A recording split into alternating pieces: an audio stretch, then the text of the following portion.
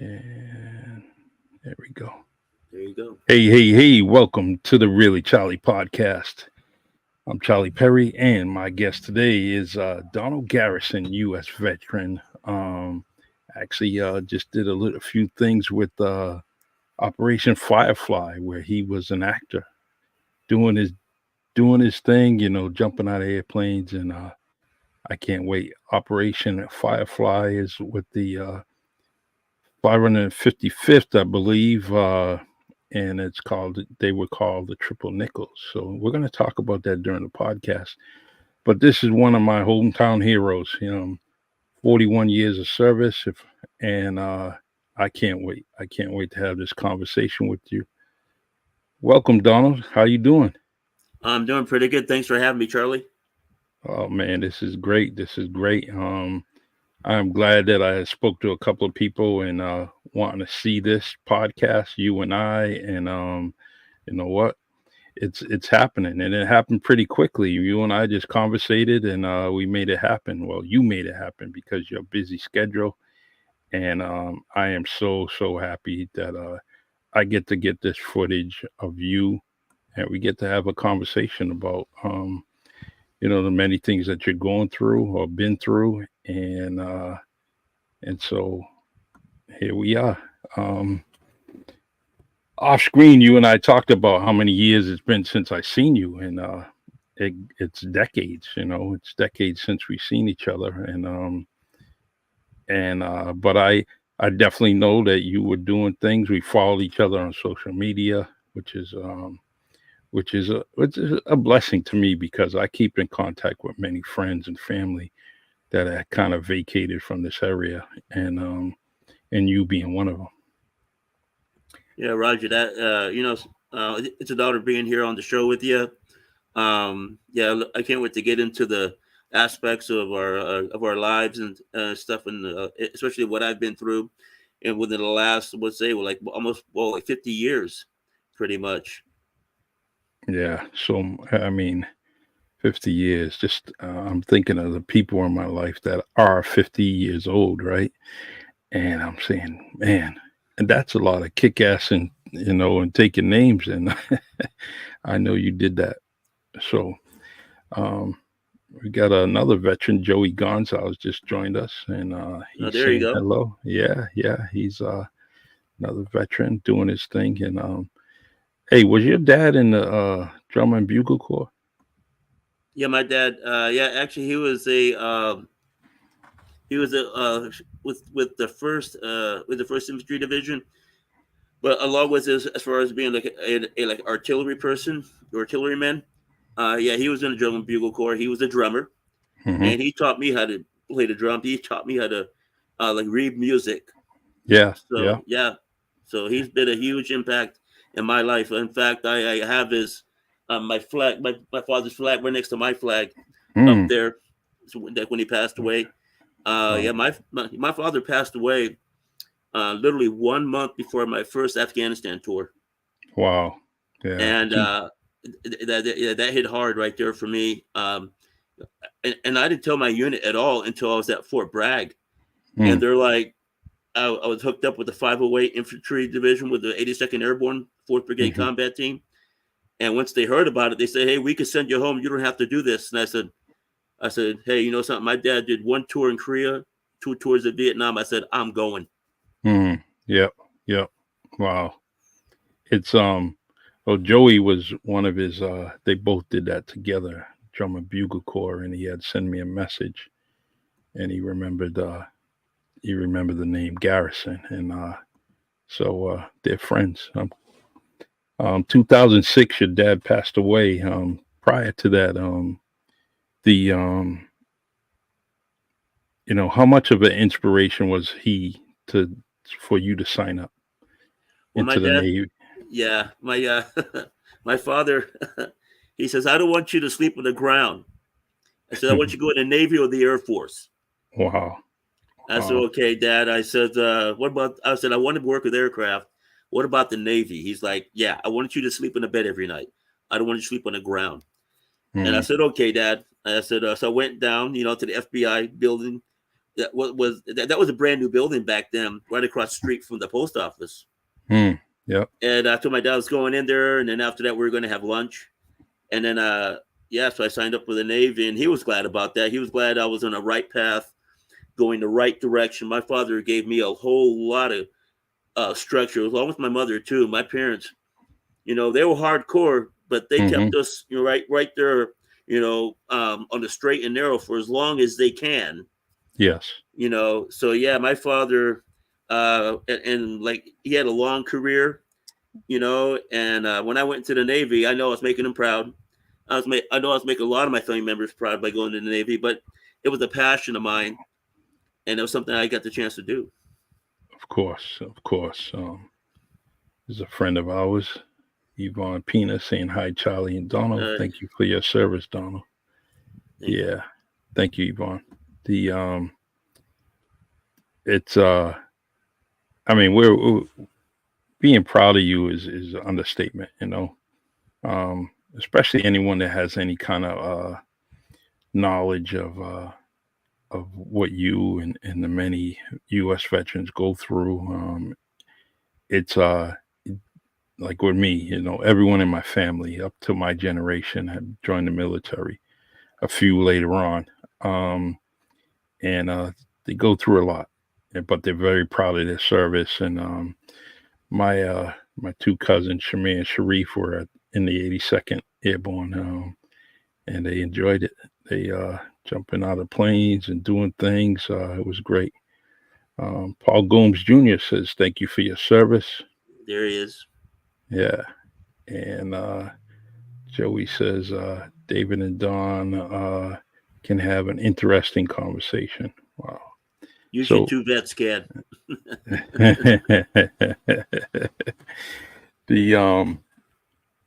So you joined the Navy, like many people from New Bedford that joined the U.S. Navy, and Joey Gonzalez's brother is David Gonzalez, the first. Yeah, he's in Florida. Yeah, he's in Florida doing his thing, and it's funny because he has my political sign when I ran for mayor. He has it in his garage in Florida, so everyone can see. And but I'm so you go to the Navy, you do your thing, and let's see, at any point in that time when you first joined up, did you think you made a mistake? Oh no, from the point that I signed up, and I knew after taking the ASVAB test, and I knew I get to pick the job that I wanted. I always tell people this: if you go in the military and you get the job that you want and you're passionate about it, you're going to be very good at it. Yes. And I became very good at it. Being an aviation boat system equipment specialist, I worked on catapults and resting gear. And if you can picture this, and of course everybody who knows me, people watching, when you grow up together and you learn about each other, because like New Bedford is a small town, small city. Yeah.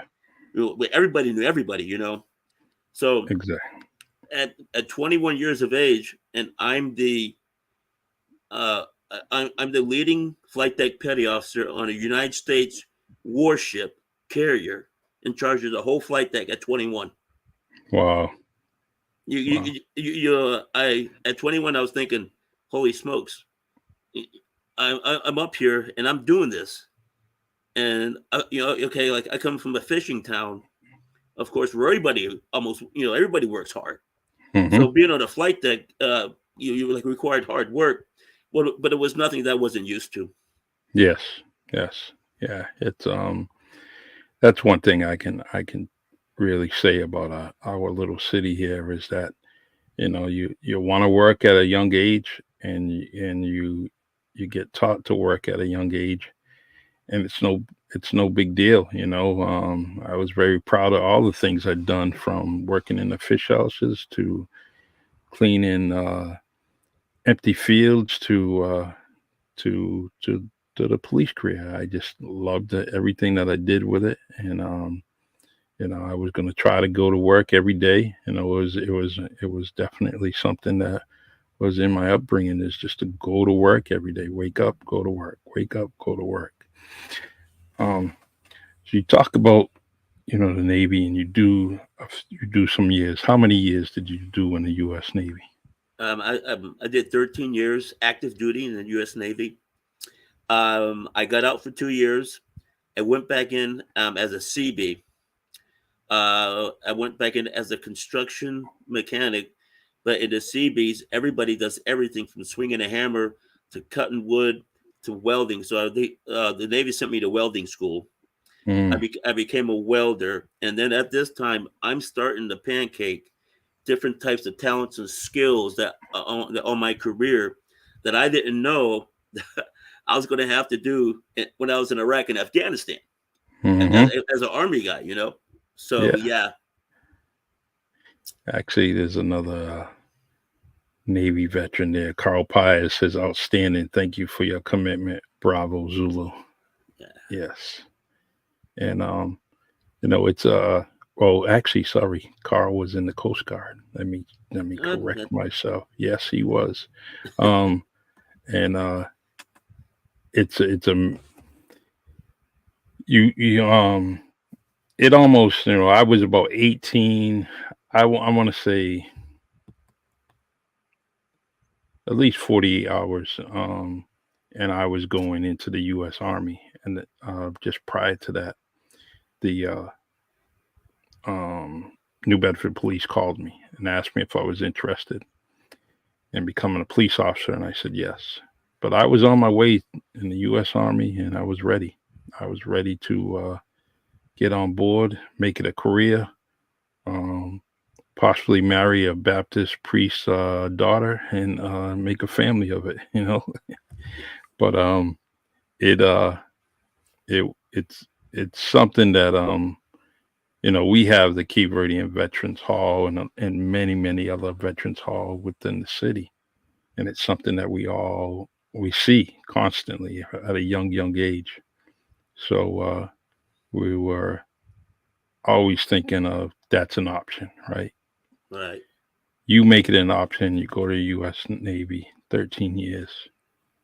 Um, Now it's time for you to be Army strong. What Yeah. convinced you to do that?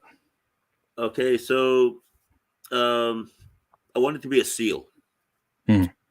Um, I have top marks in the Navy. I'm 4.0, as they say, evals, and so I figured, hey, I want to broaden my range, right?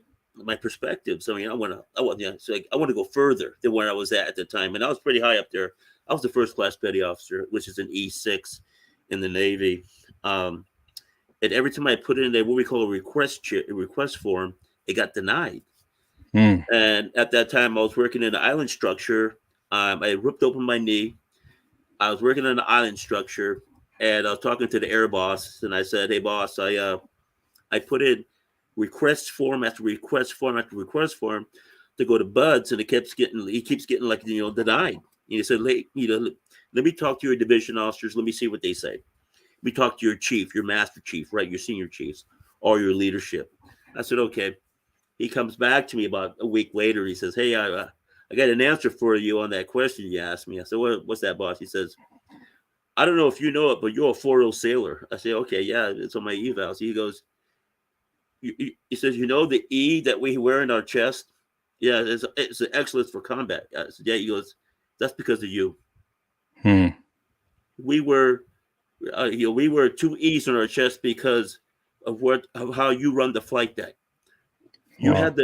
You had the best marks like on the Pacific coast out of all the carriers. Hmm. And I said, okay, well, I said, that's nice, but because I'm a 4.0 sailor, I can't go be a SEAL. Wow. And so I got frustrated, you know. Hmm. So that's why I got out for 2 years, came back in, and then I went. I went became a CB because I'm a construction. Um, I, I was working for the city of Asperia as a public works engineer, and I said, "Hey, construction, yeah, that's me. I could operate heavy equipment, all that kind of stuff. I got all the certs and everything." And then one day, I'm sitting home, I'm watching, and I see a couple of paratroopers on a commercial. Mm-hmm. Guy says, "Follow me." Comes out. I want to do that right there. I said. So, that was a Sunday. So Monday, I went after work. I went to the Army recruiter. And I said, "Here," I said, I want to be a paratrooper. I want to go to Ranger School." And they Mm-hmm. said, "Well, you can do that." I said, "Have you been in?" I said, "Oh yeah." I said, "I'm still in." I said, "I'm a CB down at March Air Force Base." They go, "Oh, okay." So they gave me this, conditional release letter to give to my commanding officer so they can sign it, and they did on my next drill. And I went back to the to the recruiter, the Army recruiter, and he said, "Hey, what they say?" And I said, "He signed it." He said, "Oh, they did?" Mm-hmm. I said, "Yeah." I said, "Okay." So that started my Army career. But like I said, I got to pick everything I got to do in the Army as well as the Navy. Oh, there's David right there. Yeah. Yeah. Yeah. So I took my ASVAB test again, scored really high, and I didn't know what civil affairs was, even though it was pretty much constricted to me what I was reading. What's that? I'm like, I don't know. Okay, well, heck, I signed for it. So a little did I know that the unit was 50 miles from my house, which is pretty close actually. Mm-hmm. And went down there and I talked to the command sergeant major, and he says, "What do you want to do here?" I said, "I want to jump an airplane. I want to go to Ranger School." He goes, "Well, we're already Special Operations Forces already. We're going airborne this fall." I said, "Okay." So I got to go to airborne school, and immediately after I went to in May 2004. I went to boot camp at Fort Knox. Got out October. Uh, I went to I went to airborne school. As soon as I got out of there, I went to Special Operation Forces Civil Affairs School. A week after I got out of there, I did my first jump, and then I went to Ranger School. Wow. All within 6 months. Yeah. Yeah, they can't mess with you, man. They cannot mess with you. Yeah, there's that motivation is you can't teach it, right? You can't teach it. It's in some people and it's not in others. And I'm so glad you were motivated to accomplish that, especially just that first sight. You saying you want to be a paratrooper and you do it. You know, you took the steps and you got it done. Um, so I can only imagine how your unit feels about you because they know that you're determined and going to get the job done. The Let's talk about some experiences, maybe. You could just tell me a story. It's basically how you want to tell it and what you can tell, and we'll go from there. Let's keep this podcast entertaining as it's already been.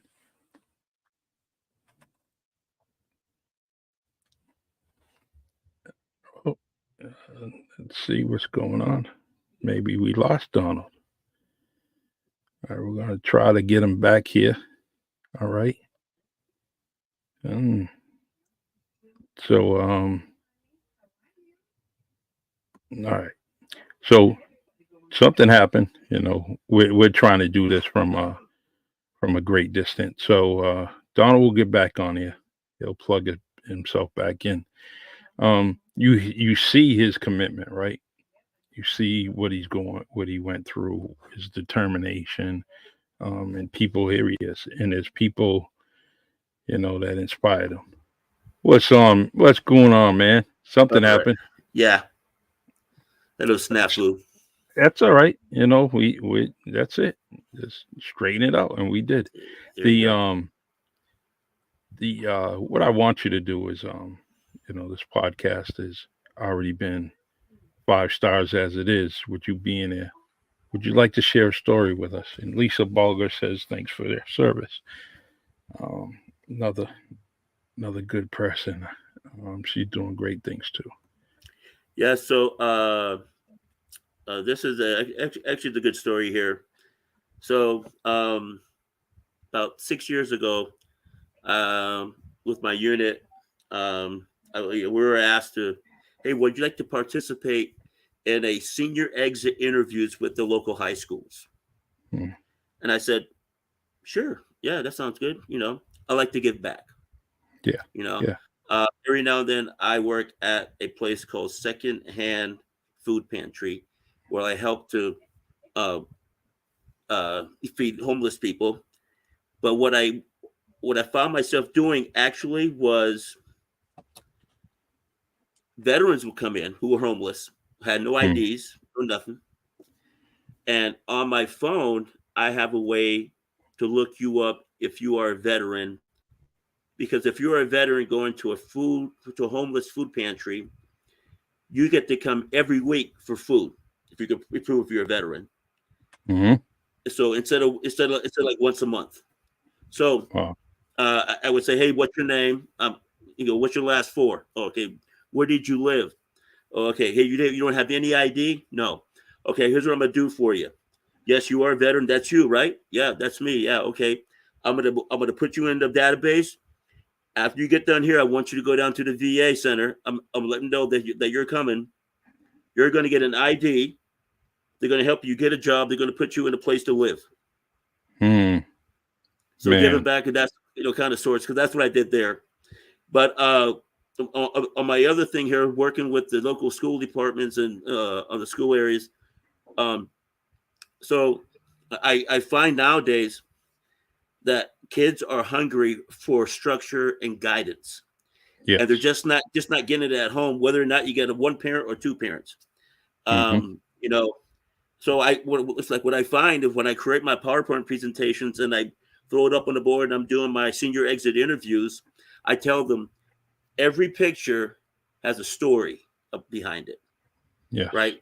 Like I told you, the picture of me when you watch Top Gun at the beginning, the person crawling underneath the aircraft, that's me. Mm. I show them a picture of respect, where it shows me shaking the hands of a young Pashtun boy. I said, that's me right there, right? Another way to give him back and stuff like that. So what I find is I'm reaching kids who are like, wow, Sergeant Garrison, those are amazing stories.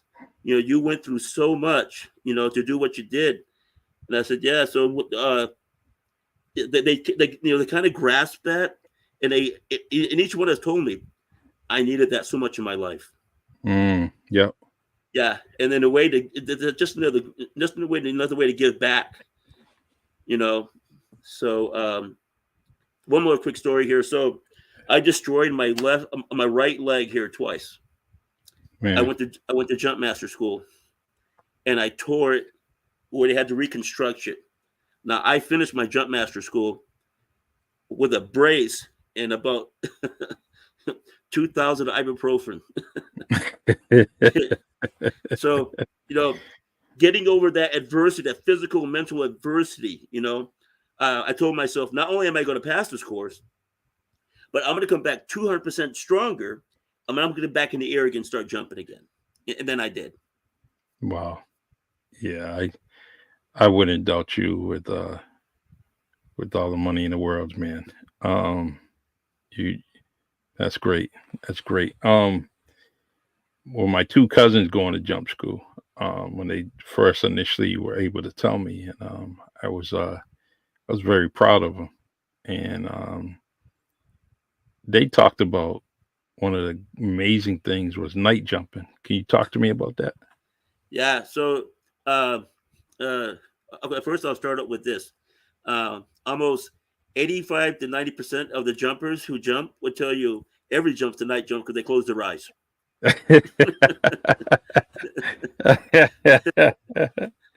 But the night Wow. jumps, yeah, that's a different kind of animal. So you go through a process before you even get in the aircraft. So we get to a thing called a Mako brief. A Mako brief is like you get a map of the drop zone.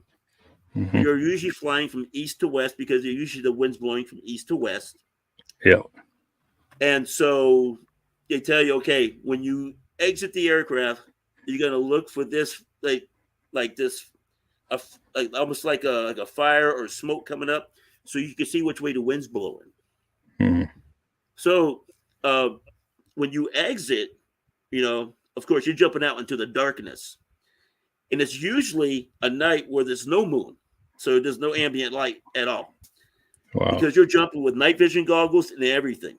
So as you exit, your chute opens up, and you're usually jumping combat equipment, which means you're got a rucksack and you got your weapon on you as well. So you usually try to steer into the wind because that slows your descent down. But if there's no ambient light, then you can't even see your shadow on the ground, so you don't know what's like when the ground's coming up. So a Mm-hmm. lot of people do wear like an altimeter. You can look at your altimeter and know how fast you're falling, whether or not you got to pull your reserve, and then hey, the ground's coming up pretty soon. I ought to brace. Yes. So that's what makes it so interesting because you don't know when the ground's coming up. Wow. That's nice. Fascinating story.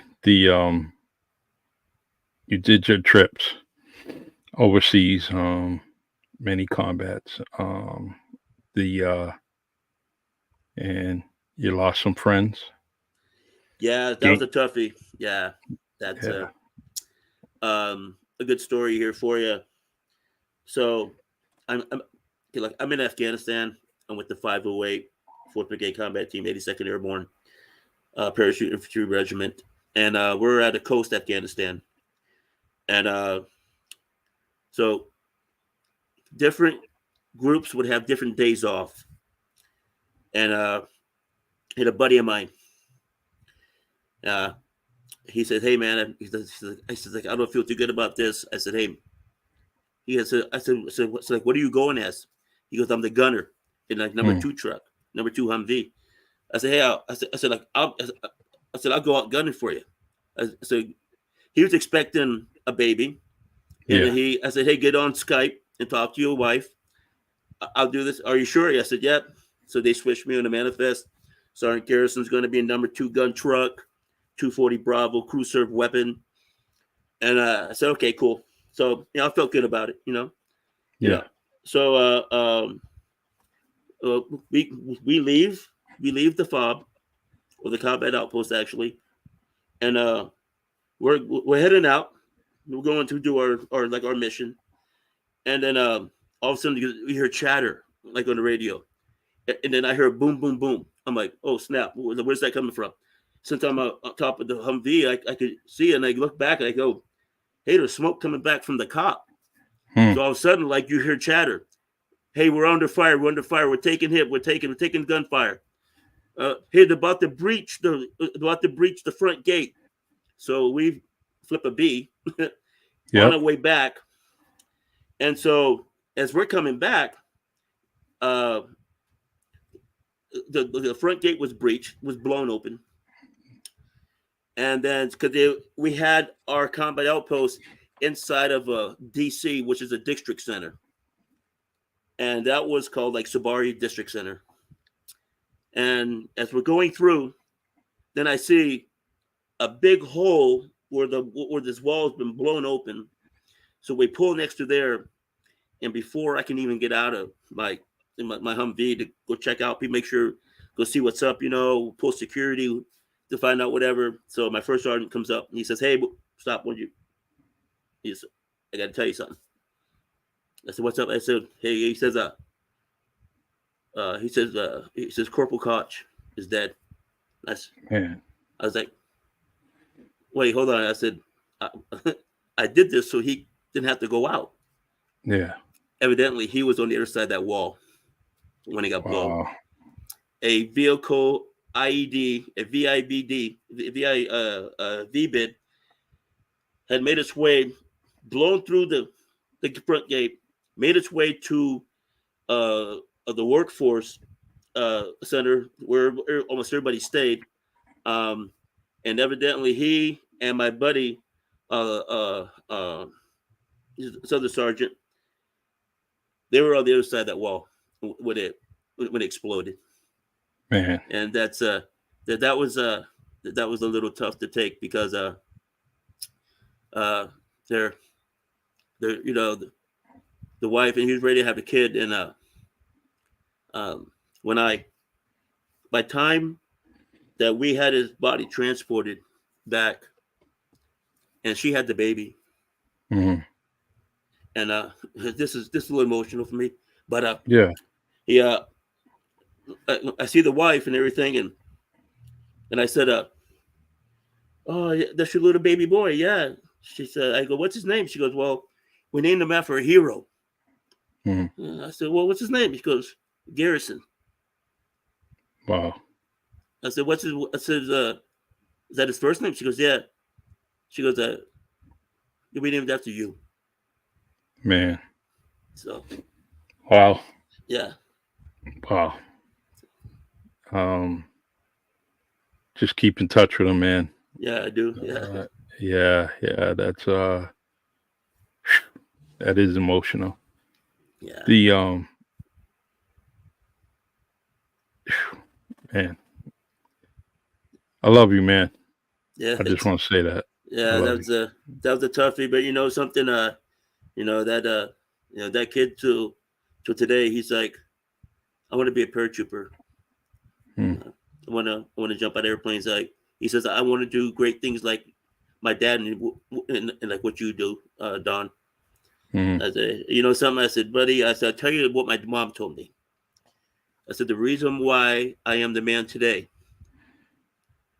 I was about 8, 9 years old. I said, my mom, she saw I was having a bad day, and she says, bruh. Of course, everybody knows my nickname is Bruh, right? Yeah. So she goes, bruh. She goes, you could do anything you want to, as long as you put your mind to it. Yes. I said, something, little man? He goes, what? He goes, I'm still putting my mind to it. Yeah. I said, you could do the same thing. No doubt. The I see everyone that came on here, and many people are gonna view us Spotify, YouTube. We got obviously WNB One Radio, New Bedford radio station on Union Street, doing many shows or many podcasts, along with playing some great music. The one thing I like about us doing this is that you never know who you're going to inspire, right? Never know who's going to be looking at this, whether it's another veteran, whether it's inspiring veteran, or just a young man just sitting somewhere, young woman sitting somewhere, and they hear this story. I hear the story about Donald Garrison. So just as your mom spoke to you and talked to you at 8 years old, I hope someone out there is listening to this same thing and gets that same inspiration. No matter what they want to be, doctor, lawyer, right, teacher, whatever aspirations. Yeah. The let's talk about Operation Firefly. Okay, so Operation Firefly. I'm one of those guys. At a young age, I like watching documentaries. So I've been watching some documentaries and stuff like that. Right when I became airborne qualified with the 426 Civil Affairs Battalion, Special Operations Airborne, out of Upland, California, I'm watching.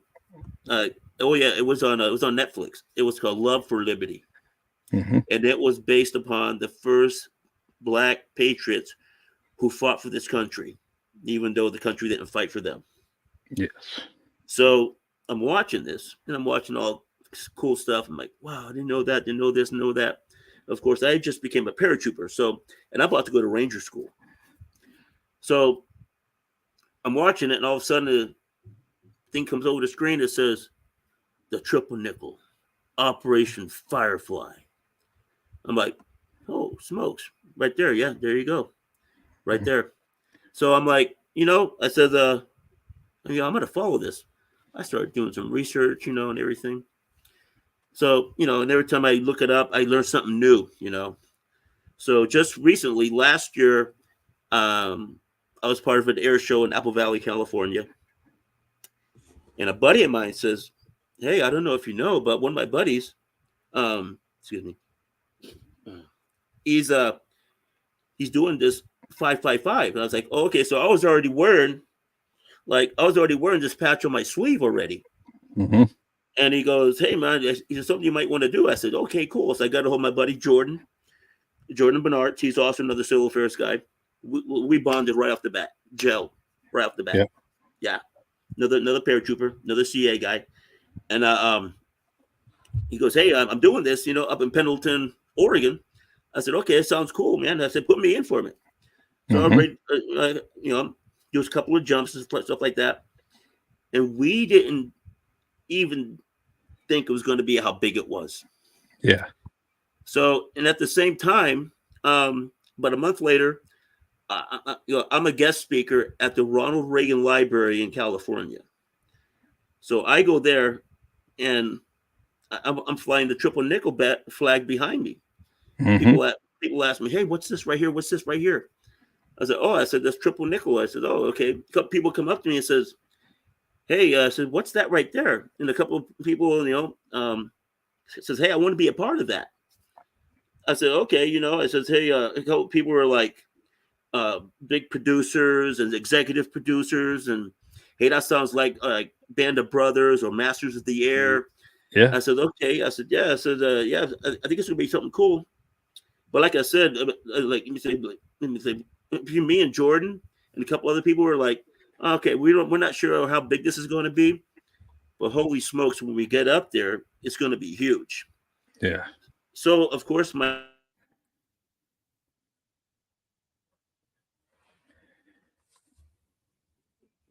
All right. We lost one man again. We're gonna try to get him back.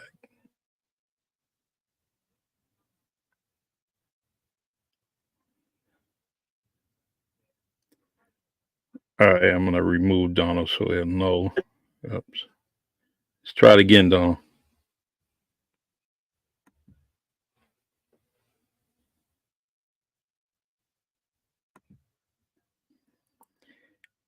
Bear with us. We are trying to get Donald back on the air. Like I said, we are traveling. We are trying to do this from a great distance. my So, cigar thing, my mom, they live in Boise, Idaho. whoops.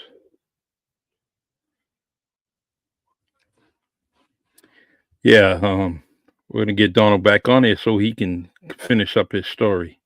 Operation Firefly, also known as the Triple Nickels, was the 505th series. Okay, there you go. All right, man. All Yeah, right. yeah. So I tell them about it.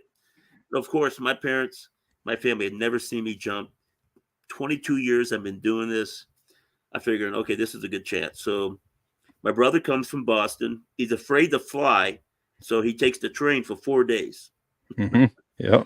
So he gets there, and they all get there with my sister Dorothy, my mother Barbara, Danny, and then you probably know my niece Kenya, Yes. and she just had a baby, Kaylee Ellen.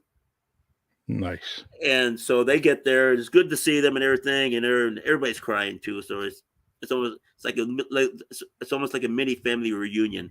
Mm-hmm. So they get there and everything, and they stay at the hotel there, literally right across the street from the airport, and the drop zone is literally right there. Wow.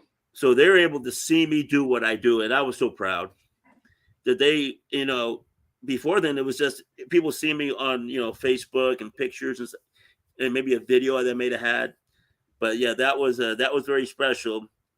But not only that though, I got to meet the family members of the Triple Nickel. Wow. Yeah.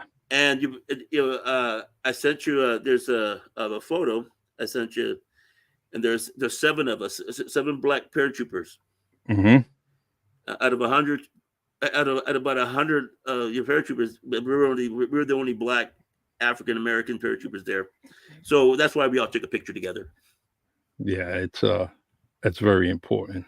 Because as you realize the numbers and um the percentage of numbers of black paratroopers, it's very, very important that you document it, because Right. when you think way back when, and all the different wars that went on in the the accomplishments and achievements of soldiers, black soldiers.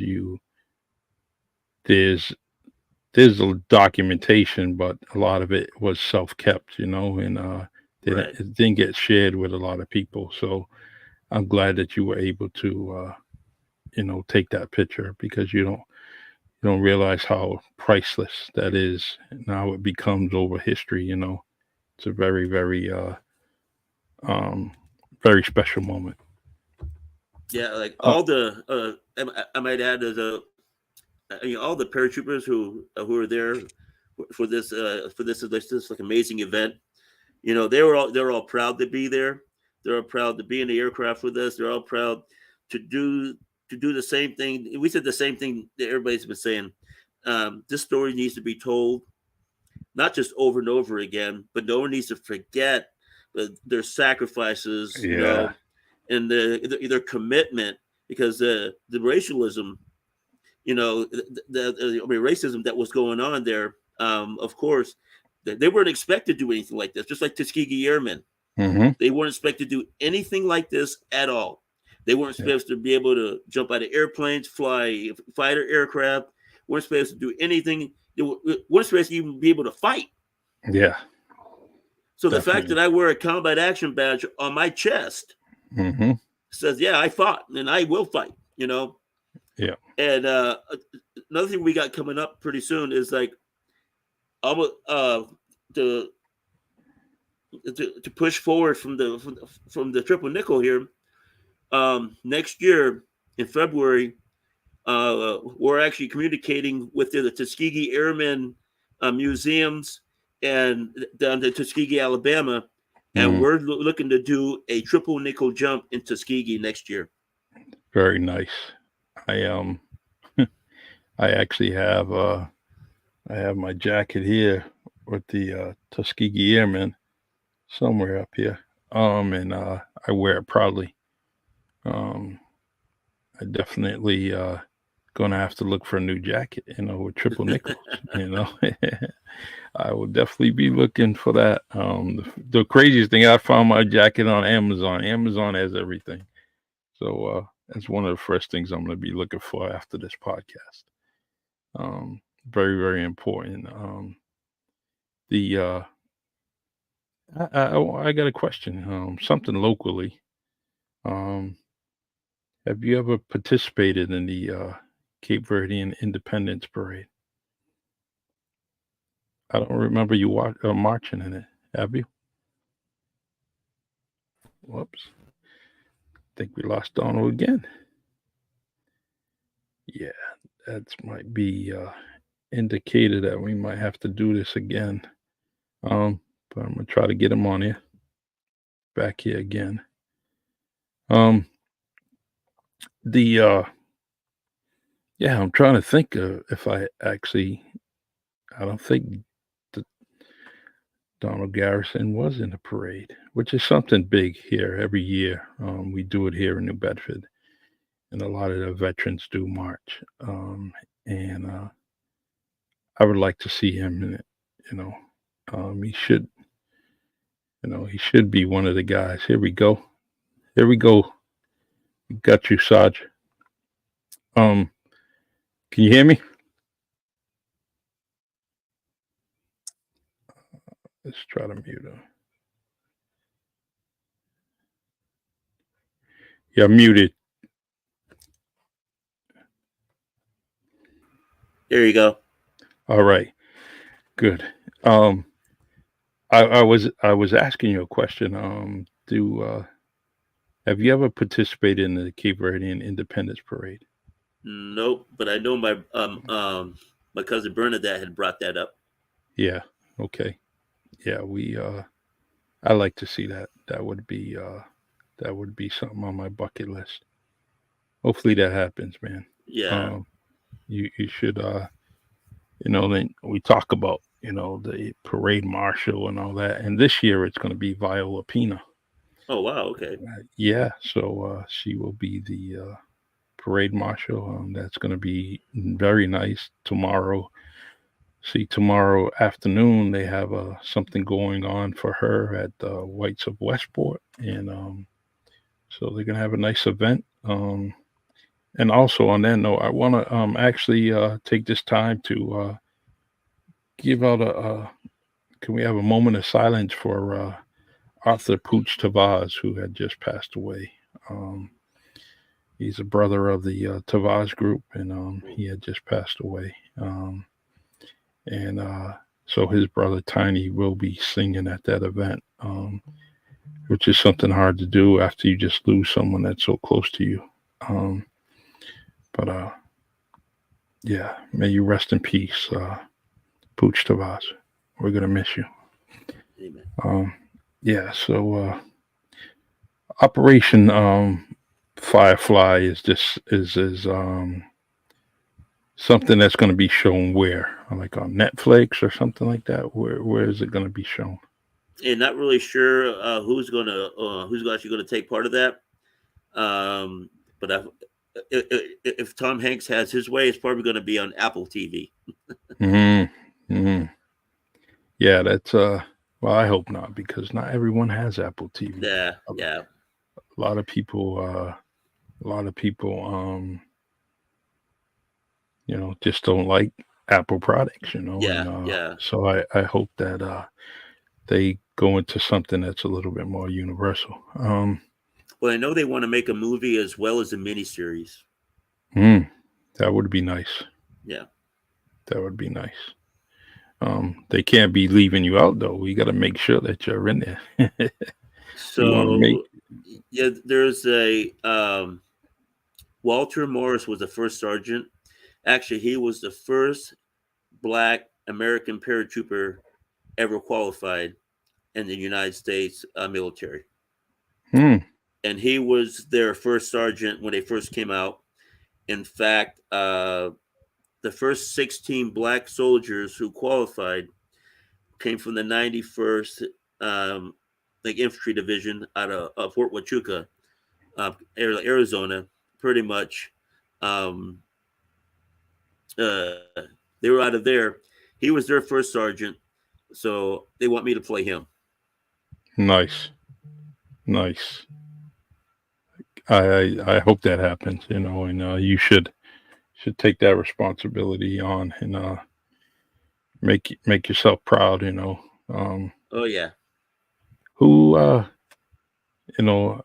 a book writer. I like writing books, poetry and stuff like that. Who's gonna write your right. book, Donald? Who's gonna write Donald Garrison's book? I know, but I, At I least, sure have a lot of info for him though. yeah.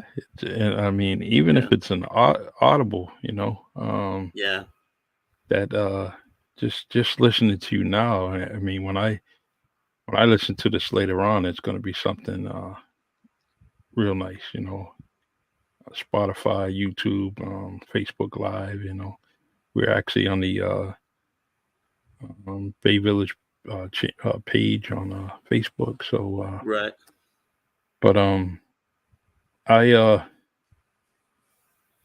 I think that for one thing is I want to continue to do this with you. Anytime you feel that you have a story that you want to put out on here, please let me know. If there's somebody that you want to speak with along with me on the podcast and kind of Right. join up with someone, I like to do that too. This means a lot to me, and I'm glad that your brother Danny Garrison reached out to me and told me about it, and I want to give him an applause for doing that, because this might not happen. Um, Yeah, I think he's one of my biggest fans. yeah, yeah, Yeah, he's been in my life, for a long, long time, just like you. So I'm glad that he reached out to you. You mentioned Bernadette. Bernadette and him and your family have been talking about many, many things, and we're just all proud of you, you know, Donald, and appreciate keep that. up the good work. And Yeah. yeah. Is there anything last that you want to say on this podcast? A story you want to share? anything. We got about 10 minutes. All right. Yeah. Well, I'm actually getting ready to go to Normandy for the 80th D-Day invasion anniversary. I Mm, went back in 2009 to the 65th, where I was the NCOIC for the security on the French American cemetery right there in Normandy. mm-hmm. This time I'm going as a civilian, but I'm going to do 3 jumps. One in Carentan, one in Mont Saint Michel, and the one at Potter. Going across the channel, do one of those as well. So this is the 80th. It's going to be a big one. So of course, I won't be dressed in the normal 82nd Airborne stuff you see nowadays. Mm-hmm. I'll be dressed in a World War II, what we call an M42, with an M1 helmet. Jumping out at 1500 AGL. Wow.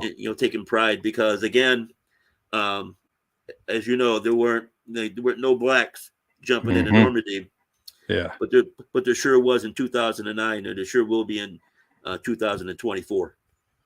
Can't wait. If you're able to get some footage on that, please forward it to Oh, me. yeah, I'll be wearing my camera. Awesome. Yeah, Awesome. yeah. You make us proud.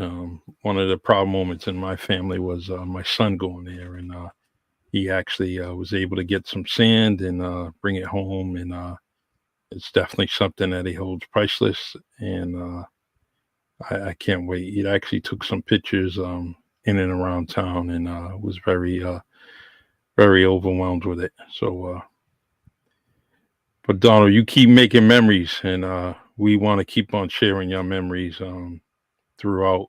Uh, and like I said, I'm very, very proud of you. Appreciate it. And I'm going to talk to you about what we talked about. I'm going to get back to you when I talk to you about the Vets Hall, and it's something that I want to do. So I'll get back to you on that, which is very important. If I need some, you know, bio answers, I'm going to get back to you, and you Roger can that. send that to me. In fact, Okay. if you have time when you have a chance, just send it to me, and that All way right. I have it in hand, and proofs in the pudding. So when I produce that pudding to the powers to be, it would be a slam dunk. Yeah, no worries. Yeah, I'll send you my compilations and uh, all the stuff that pretty much I've done like my career. I'll keep it brief, so you can just scream out at somebody. Yeah, yeah, okay. Thank you. Um, all right, my brother, you're one of the best, and don't you forget that. And you need anything from me on this end, let me know, and I will keep track of you, keep supporting you, keep following you, and everything that you have and you post, I will actually share on the Really Charlie podcast channel. All right, appreciate that. Yeah, yeah, I'll keep you in touch. I got 2 more jumps before Normandy, 2 more air shows. But yeah, I'll be wearing a camera. I'll make sure my camera works this time. So Okay, and all the videos you said, can I post them? you Sent sure me. can. Oh yeah, yep, Okay. All right. I just wanted to get your permission first. yes. All right. You're the best, and salute to you and the Garrison family, and also the United States of America. Cool. God bless you. Stay Army strong, and love you, and keep in touch. Airborne all the way. Yes, it, brother. God bless. All right, All brother. right. Thank you. Thank you. You're welcome. All right. Fascinating man. You just can't. There's the cream of the crop right there. Right, right from New Bedford, Massachusetts. 41 years plus serving this military. He's definitely doing some amazing things, and now he's into the acting and doing many things and representing the triple nickels. And so we're gonna stay tuned with that. I'm gonna continue to broadcast things that he's doing, and so we can all share his story and share what he's doing. Um, all right. This is the Really Charlie podcast, brought to you from my home, but I am part of WNB One Radio, right downtown New Bedford, historic New Bedford, Mass.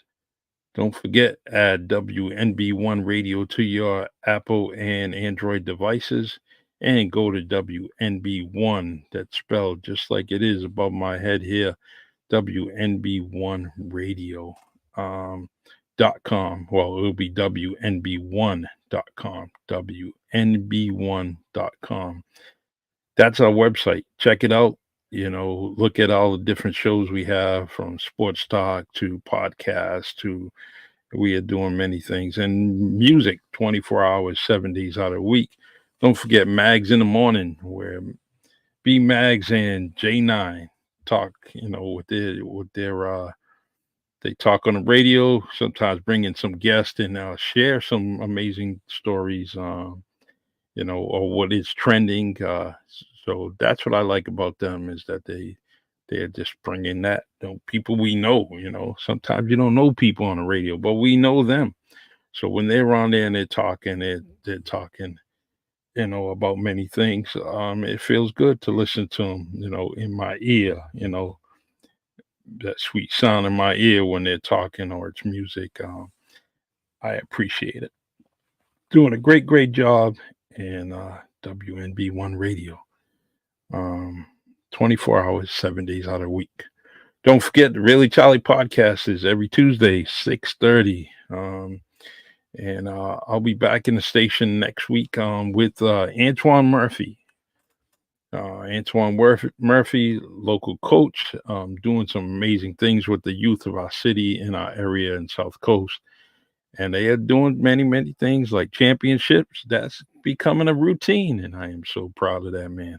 I remember when he was 11, 12 years old, shooting 3-pointers like it was no problem. And Antoine Murphy, coach, will be on this Tuesday coming up, right from WNB One Radio Studios, and we will be talking shop about coaching and doing a few things. So come on, join me, get to know the man, and can't wait. All right, everyone, just Charlie Perry signing off, and I will talk to you in a few more days. Don't forget WNB1.com. God bless y'all. Take care.